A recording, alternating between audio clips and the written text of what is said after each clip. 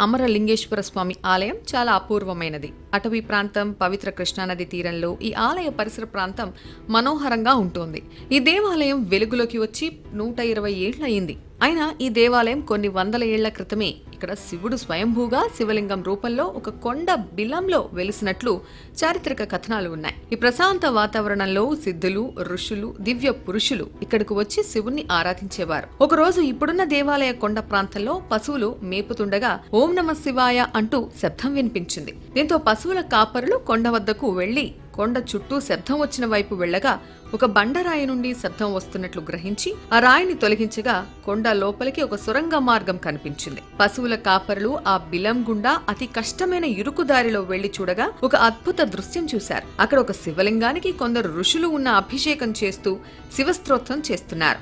పశువుల కాపర్లకు వారి దగ్గరకు వెళ్లేందుకు ధైర్యం చాలక వెనుకకొచ్చి దగ్గరలో